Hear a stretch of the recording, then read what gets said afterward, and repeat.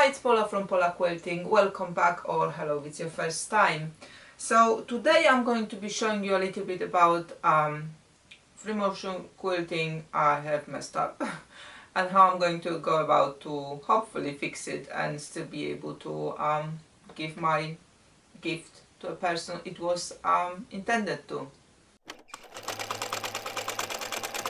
Okay, so a little bit of background for this quilt. So I've made this Carpenter's Star quilt back in March last year as a part of my COVID stress release when it first hit here and we've been in the lockdown and everything.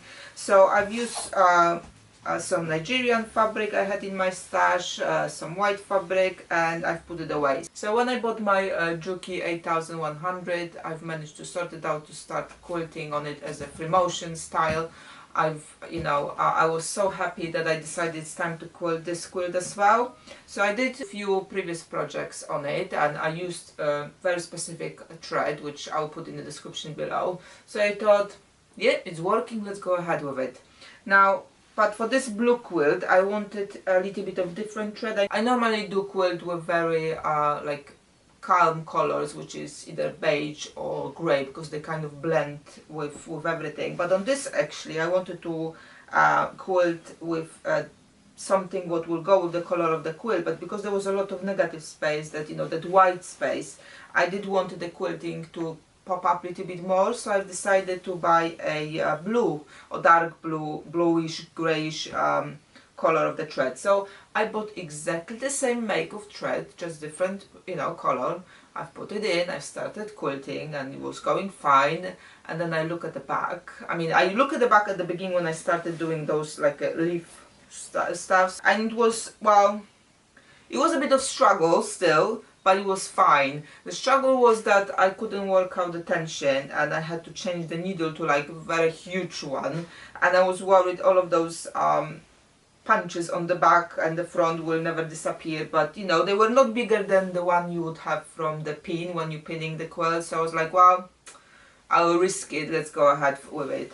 And I kept quilting on the Juki, but it was just cutting the thread all the time. It was snapping like every few minutes and it was really, really annoying, to be fair. And I thought, whilst I'm still on that bigger machine, let's maybe try do and add a little bit of detail. So on few of those white panels I've quilted flowers, and then I had a look at the back and it was absolutely awful. But because I've made them already and I'm still training myself into free motion quilting, all of the stitches were like not the same length, they were just all over the place. Some were very, very narrow, and I thought of unpicking all of it. It was like, it's just going to be ridiculously job. So I thought, well, I'll leave it for now. I will move to my normal machine, or normal smaller machine. I will finish the quilting it there, because hopefully the thread will not snap every 30 seconds. And then I kind of review what I can do with those flowers. So I finished my quilting on that smaller machine, and now I have to do something with the flowers. So what I'm thinking is, I like embroidery, so I do quite a lot of embroidery work. So maybe I can embroider on top of it, so I don't have to remove the threads and just add the detail to the quilt. So let me take it to my idea and show you what I will do with it. Okay, so as mentioned, that flower have not come up on the back the way I was hoping for, so the back is absolutely horrible. So what I'm trying to do now is make sure that all of those stitches are actually quite strong, so they will not come off in the washing using of the quilt. But also I'm trying to cover up that mess on the back. So what my idea of fixing it is that I've got a thread here, 6 strand just floss, embroidery floss, and I'm going through and I'm just doing like a stitch, and then I will go again with different type of color, or also blue, just to fit in with the quilt, and I will just fill in those gaps here as well. So I will basically have one ongoing line throughout all of those flowers. And thank God I only got 5 of those flowers on all the quilt. But it will cover up all of the lines of the flower, and it will cover up all the back. And Okay, so basically what I'm doing is I'm going in and I'm going out. The space in between is about 1/4 inch, or a little bit less, depends. I'm not striving for perfection here. I just want to make sure that I'm going around in all of those lines where that flower starts and finish. So I will go around all of that pattern with one shade of the blue, and then I will go all around with the second shade of blue. So that will hopefully cover up all my mistakes.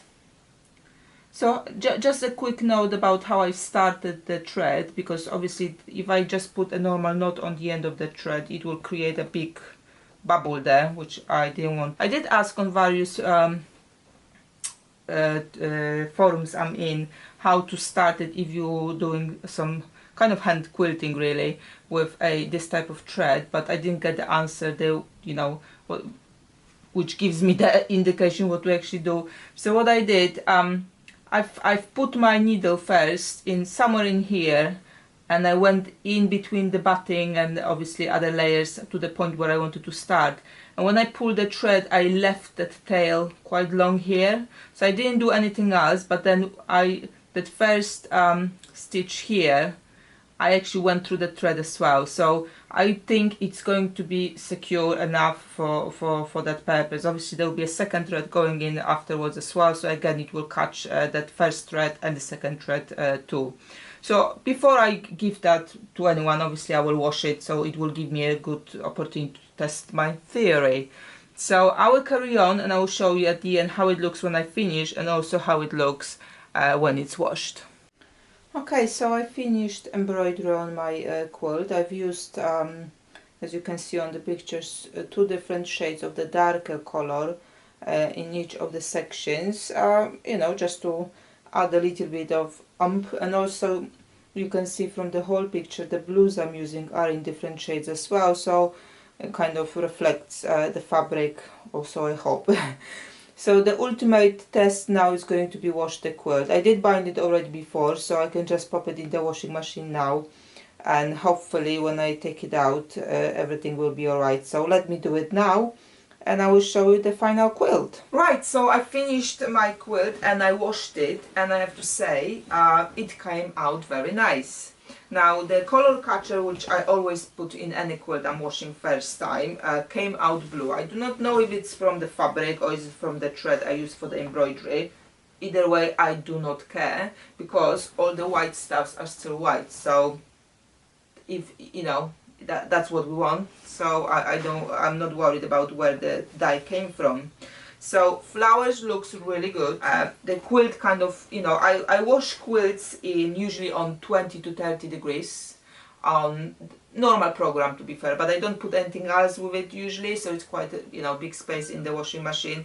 You can use on delicate as well, whichever kind of works better for you.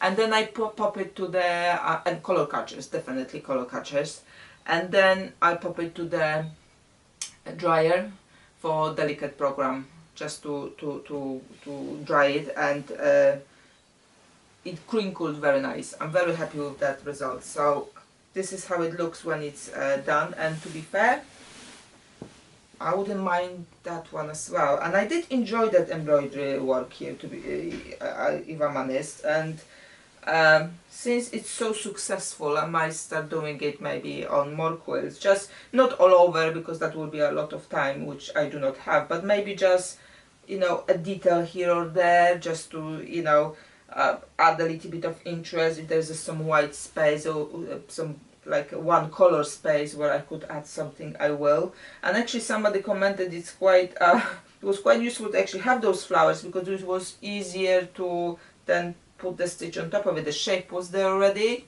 So, you know, just for the inspiration, if you have some botched free motion quilting, maybe not on all the quilt, that would have been a lot of work, but somewhere it went, you know, not the way you would like to have it, then this is the idea you can use to kind of bring it up a little more and make it look good again.